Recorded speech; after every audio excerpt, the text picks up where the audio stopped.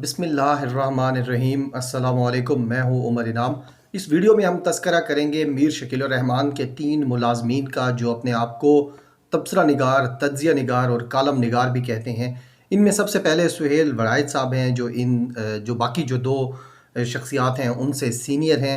इन्होंने एक कॉलम लिखा BBC के लिए और उसमें लिखा कि जनरल आसिम बाजवा सियासी हो गए। इसमें इन्होंने जब ये कॉलम अगर आप पढ़ें तो इसमें आपको एक इनका जो लहजा है उसके अंदर जो उसकी चाशनी है वो आपको ले जाती है कोई 200-300 साल पीछे हिंदुस्तान में। और फिर आपको लगता है कि वहाँ मुग़ल बादशाह हैं, उनका दरबार सजा हुआ है।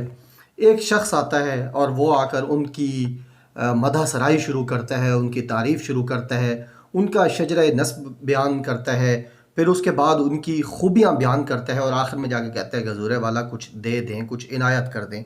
तो इस कालम की जो थीम है, पता नहीं क्यों वो मुझे ऐसा फ़ील हुआ कि शायद वो किसी दरबार में बैठे हुए एक सहाफ़ी की है, एक ऐसे अदीब की है जो अपने कलम का इस्तेमाल करके आखिर में अपना फ़ायदा लेना चाहता है।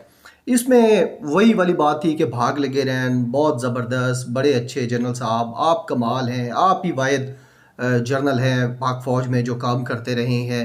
फिर उनका शजरा नस्ब बयान किया गया कि वो कहाँ से हैं, क्या कौन सा ख़ानदान है, किस तरीके से उनकी ज़िंदगी के हालात थे। फिर उनकी कामयाबी का सफ़र बयान किया गया जनरल आसिम बाजवा की। और मैं ये बताऊँगा कि ये मैं क्यों डिस्कस कर रहा हूँ। ज़ाहिर है जनरल साहब से हमें कोई इस तरह की बात नहीं है, ये हमने भी बयान किया है। लेकिन जो सुहेल वड़ाइद साहब के बयान करने का अंदाज़ था, वो पढ़कर आपको ऐसा लगता है कि जैसे आप कोई किसी दरबार में बैठे हैं और एक दरबारी बादशाह सलामत से कुछ मांगने की तैयारी कर रहा है। उन्होंने उसी लहजे में सबसे पहले तारीफ़ की, शजरा नसब बयान किया, उनका कामयाबी का सफ़र बयान किया, ISPR के अंदर जो उनकी कामयाबियाँ थीं उसको बयान की। और फिर साथ उन्होंने ये भी कह दिया कि हज़ूर वाला आपके इर्द गिर्द के जो लोग हैं ना वो आपको कामयाब नहीं होने देंगे। यानी एक अच्छे मिरासी की तरह, एक अच्छे दरबारी की तरह उन्होंने पहले बादशाह सलामत की तारीफ़ की और फिर उनको ख़तरात से भी आगाह कर दिया, बेशक वो ख़तरात हों या ना हों। यही हम देखते हैं जब भी हम कोई तारीख़ पढ़ें तो उसमें लगता है कि यही तरीक़ाकार अपनाया जाता था उन लोगों की तरफ से जो आते थे बादशाह सलामत के आके कसीदे पढ़ते थे और फिर कुछ ना कुछ जागीर लेकर चलते बनते थे। यही हमें देखने को मिला कि उन्होंने कहा कि बाजवा साहब आप बहुत काबिल हैं, बहुत ईमानदार हैं, बड़े अच्छे हैं, आपका तजर्बा भी है, लेकिन जिस मशीन के आप पुर्जे अब आकर लगे हैं वो मशीन ही ख़राब है, इसलिए जनरल साहब आप नहीं चल सकेंगे। अगर आप चल जाते हैं तो फिर आपकी कामयाबी है, अगर आप नहीं चल सकते तो फिर जो नाकामी है वो इस पूरे सिस्टम की होगी, वो इमरान खान की होगी और पूरी मशीन की होगी। और आखिर में जो है वो उन्होंने इस पूरे कॉलम के आखिर में कहा कि मुझे ये लगता है कि जनरल साहब अपने हनीमून पीरियड के अंदर ही, यानी आते ही, ऑफिस संभालते ही जो सबसे पहला काम करेंगे वो ये करेंगे कि सहाफ़ियों के जो बकाया जात कुछ रह गए हैं, जो वैसे ही ये कुछ ब्लैकमेलिंग करके भी मांग रहे हैं मालकान, तो वो वाले पैसे रिलीज़ कर देंगे। यानी बिल्कुल वही पैटर्न है जो हमें दरबारों में नज़र आता था कि पहले तारीफ़ की, तौसीफ़ बयान की, शजरा नस्ब बयान किया, उनकी कामयाबियाँ बयान की, भाग लगे रहन कहा और फिर आखिर में कहा कि ज़रूर वाला कुछ दे दें। तो जनरल आसिम बाजवा की जो अपॉइंटमेंट के ऊपर इनका कालम है सुहेल वड़ाइद साहब का, वो बिल्कुल उसी पैटर्न के ऊपर था, बड़ा इंपॉर्टेंट था, बड़ा इंटरेस्टिंग भी था, मैंने कहा आपके साथ शेयर करूँ। और आखिर में मैं ये इस बात पे भी हैरान हूँ कि सिर्फ उन्होंने पैसे मांगे हैं, मीर शकील की रिहाई की बात क्यों नहीं की है?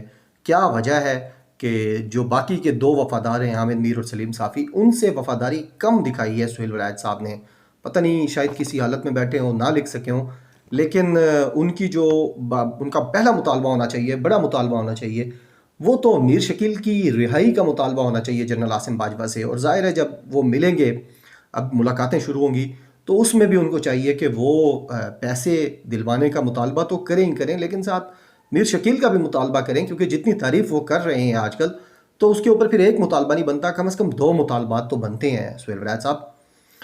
और जब आप BBC के इनके नाम के ऊपर क्लिक करते हैं और पिछले 4, 5, 6, 8 इनके कॉलम्स देखते हैं, वहाँ पर जो इनके आर्टिकल्स हैं, फीचर्स हैं, तो आपको हैरानगी नज़र आती है कि उन सब कॉलम्स के अंदर बुग़्ज़ है इमरान खान के ख़िलाफ़ और कमांडर सेफगार्ड बनाया जा रहा है, पाकिस्तान का चे गवेरा बनाया जा रहा है। इस दुनिया का आइंस्टाइन और न्यूटन बनाया जा रहा है शहबाज शरीफ को। शहबाज शरीफ क्यों वापस आए, शहबाज शरीफ क्या करने जा रहे हैं, शहबाज शरीफ कहाँ खड़े हैं। शहबाज शरीफ वज़ीर आज़म बन चुके थे। शहबाज शरीफ वज़ीर आज़म बनने के बाद उन्होंने, उनका इख्तियार था, वो उन्होंने नवाज़ शरीफ को वज़ारत उज़्मा दे दी।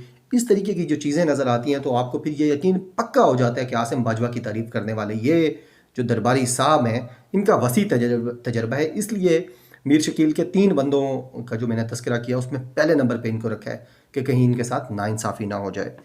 दूसरा जो तज़किरा है वो मौलाना तारिक जमील साहब के हवाले से एक कॉलम लिखा है सलीम साफ़ी साहब ने, मौलाना तारिक जमील की असल गलती। अब यहाँ पर बड़ी इंटरेस्टिंग चीज़ पैदा हो जाती है जब हम ये पढ़ते हैं कि जो सिटीज़न जर्नलिस्ट हैं पाकिस्तान के, जो यूट्यूब वीडियोज़ बना रहे हैं और आकर एक्सपोज कर रहे हैं इन लोगों को, उनकी ये कामयाबी है कि वो अब इनके पैटर्न को समझ चुके हैं। वो ये समझ चुके हैं कि आगे ये क्या करने वाले हैं या किस तरीके से कौन सा सहाफ़ी, कौन सा मालिक क्या करता है। यानी अब ये जो आज का कॉलम है इसके अंदर उन्होंने 2 गलतियां बयान की हैं तारिक जमील साहब की, और ये 2 गलतियां मैं 25 अप्रैल को मैंने एक वीडियो की थी हामिद मीर के बुक्स की 4 वजूहात, उसके अंदर सेम एग्जैक्टली इन्हीं वर्ड्स के अंदर मैंने बयान किया था कि हामिद मीर को तारिक जमील के ऊपर क्यों गुस्सा है। आज सलीम जो अपना साफ़ी साहब हैं, सलीम साफ़ी साहब, उन्होंने भी बिल्कुल वही 2 गलतियां बयान की हैं तारिक जमील साहब की और कहा है कि मीडिया वाले इस बात पर गुस्सा है। उसमें पहली तो ये है कि इमरान खान को नेक क्यों कहा तारिक जमील ने। इमरान खान को जब नेक कहा तो इसका ये तो मतलब है कि बाकी सारे ही फिर नेक नहीं हैं, बद हैं, सियासतदान। लिहाजा अब सियासतदानों का के बिहाफ पे रिस्पॉन्स कौन कर रहा है, उनका दिफा कौन कर रहा है? सलीम साफ़ी साहब। सलीम साफ़ी साहब कौन है? जो अपने आप को क्या कहते हैं? बड़ा सहाफ़ी, एथिक्स वाला सहाफ़ी, अपने आप को सीजनड जर्नलिस्ट कहते हैं। और किसका दिफा कर रहे हैं? नवाज शरीफ और सरदारी का। ये ज़रा आप इनका पैटर्न चेक करें तो आपको आपके ऊपर फिर वाजिब हो जाता है कि आप इनको एक्सपोज करें और इनकी ये जो थड़ेदार सहाफ़त है इसको बताएं लोगों को। दूसरी जो बात मैंने 25 अप्रैल को अपनी वीडियो में कही थी कि जो हामिद मीर और बाकी सहाफ़ियों को गुस्सा है, मीर शकील के मुलाजमीन को गुस्सा है, वो ये है कि उन्होंने ये क्यों कहा कि इमरान खान को उजड़ा हुआ चमन मिला है। यानी इमरान खान को अगर आप जब ये कहेंगे कि उजड़ा हुआ चमन मिला है तो चमन के पहले 2 माली थे, वो तो शरीफ और जरदारी ख़ानदान थे पिछले 10 साल। तो इसका मतलब है कि तारिक जमील जब ये कहते हैं कि इमरान खान को उजड़ा चमन मिला है तो इसका मतलब है कि वो चोर कह रहे हैं, डाकू कह रहे हैं उनको जिनको इमरान खान भी डाकू कहते हैं। लिहाजा इस बात का भी गुस्सा है साफ़ी साहब को भी, मीर साहब को भी, वनायत साहब को भी, सब जितने यानी जो मुलाजमीन हैं सच्चे और पक्के मुलाजमीन, उन सब को। और फिर इनको एक और भी गुस्सा है, ये कहते हैं कि जी तारिक जमील साहब हुकूमत की वकालत क्यों कर रहे हैं। साथ सलीम साफ़ी साहब जो है वो ये भी मान गए हैं कि हाँ मीडिया झूठ बोलता है और फैलाता है, मैं ये मानता हूँ। उन्होंने अपने कालम के अंदर, ये मैं खुद से नहीं कह रहा, उन्होंने अपने कालम के अंदर ये कहा है कि मीडिया झूठ बोलता है, मैं ये मानता हूँ, और फैलाता है, मैं ये मानता हूँ। तारिक जमील साहब की ये बात बिल्कुल ठीक है। और आखिर में उन्होंने जावेद चौधरी साहब का तज़किरा भी किया है। ये आपको मैं एक टिप देता हूँ, आप इसको ख़ुद से भी वेरीफाई कर सकते हैं कि जब पाकिस्तान में ये सिटीज़न जर्नलिज़म का ट्रेंड नहीं आया था साल 1.5 साल पहले, सबसे पहले सिद्दीक जान आए, उसके बाद फिर बहुत सारे अब हमारे दोस्त आ गए हैं। तो उससे पहले आपको ये सहाफ़ी जो थे मुख्तलिफ़ इदारों के, ये एक दूसरे की तारीफ़ कभी नहीं करते नज़र आते थे, एक दूसरे का तज़किरा नहीं करते थे। ये निजी चैनल, निजी अखबार और इस तरीके का तज़किरा करते थे, ये उसका नाम भी नहीं लिखते थे किसी और चैनल का। अब आप इनका पैटर्न चेक करें, इनके कॉलम्स में, इनके व्लॉग्स में, इनके प्रोग्राम्स में, कि ये अभी एक दूसरे को बहुत ज़्यादा प्रमोट करते नज़र आते हैं ताकि जो सिटीज़न जर्नलिज़म हो रहा है पाकिस्तान में उसको काउंटर किया जा सके, उसको बदनाम किया जा सके, और उसको गालियाँ भी देते हैं अभी ये लोग, धमकाते भी हैं। आखिर में तज़किरा हामिद मीर का, उन्होंने कहा है कि इस मोहलत से फ़ायदा उठाइए। कॉलम लिखा है तारिक जमील पर, एक बार फिर तनकीद की है। मैं हैरान हूँ कि इस सहाफ़ती बोना की जो गुस्सा है, जो इनका इस्तराब है, जो ये तिलमिला रहे हैं, वो आखिर क्यों कम नहीं हो रहा तारिक जमील के ख़िलाफ़। और वजह वही है कि वो जो 2 चीज़ें उन्होंने बयान की थी, इमरान खान को उजड़ा चमन मिला और इमरान खान ईमानदार है। तो अब जब तक तारिक जमील ये नहीं कहेंगे कि इमरान खान को वर्ल्ड क्लास इकॉनमी मिली थी, वर्ल्ड डेवलप्ड कंट्री मिली थी, तो तब तक हामिद मीर का गुस्सा कम नहीं होगा। फिर जब तक मीर शकील की रिहाई नहीं होती, और मीर शकील रिहा होते ही एक फूंक के ज़रिए पूरा कोरोना वायरस का ख़ात्मा नहीं कर देते, उस वक्त तक मीर शकील के जो मुलाजिम हैं हामिद मीर साहब, इनका गुस्सा कम नहीं होगा। और उन्होंने फिर आगे कहा कि हुक्मरानों का गरूर और तकब्बुर, इसके ऊपर इन्होंने 2 हफ्ते पहले कॉलम भी लिखा था लंगड़ा मच्छर, और जिसके ऊपर मैंने वीडियो की थी लंगड़ी सहाफ़त, एक लंगड़े सहाफ़ी की लंगड़ी सहाफ़त, लंगड़ी तनकीद, लंगड़ा बुग़्ज़, लंगड़ा हसद, लंगड़ी ज़हनियत, इसके ऊपर मैंने एक वीडियो भी की थी। आज भी उन्होंने यही कहा है कि हुक्मरानों को गरूर और तकब्बुर आ चुका है इमरान खान को, यानी जो मीर शकील को नहीं छोड़ रहा वो गरूर और तकब्बुर में नहीं छोड़ रहा। और आखिर में उन्होंने कहा है कि इमरान खान की जो तकरीर थी अक़वाम मुत्तहिदा में कश्मीरियों के हवाले से, उसको भी तनकीद का निशाना बनाया है। लेकिन आप मुनाफ़क़त, वजीफ़ाखोरी, दरबारीपन और झूठ की इंतहा देखिए कि इमरान खान की तो तकरीर का मजाक उड़ाया जा रहा है, लेकिन जो नवाज शरीफ ने सज्जन चंदाल को बुलाया और मरी ले गए, बुरबन ले गए, और मोदी को अपने घर शादी पर बुलाया, उसकी माँ को साड़ियाँ भेजीं, और जब उसकी वजारत उज़्मा के हलफ बर्दारी में गए तो हुर्रियत रहनुमाओं को नहीं मिले, वहाँ बिज़नेस टाइकून्स को मिले। ये है वो तारीख़ जो बयान होनी चाहिए इन बड़े लोगों की तरफ से, इन बड़े सहाफ़ियों की तरफ से। लेकिन ज़ाहिर है जो टुकड़ों पर पलने वाले हों वो टुकड़ों पर ही एक्ट करते हैं, उसके अलावा इधर उधर तो वो कोई बात नहीं कर सकते।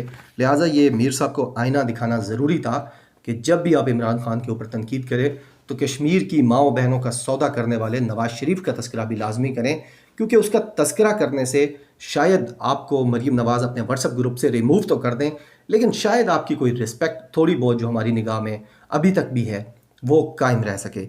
और आखिर में हामिद मीर साहब ने कहा है कि इमरान खान के पास मोहलत है कि वो इस मोहलत का फ़ायदा उठाए और जल्द अज जल्द मीर शकील को रिहा कर दे, नहीं तो यह कोरोना का अज़ाब बढ़ता चला जाएगा और यह हुकूमत को अपनी लपेट में ले लेगा।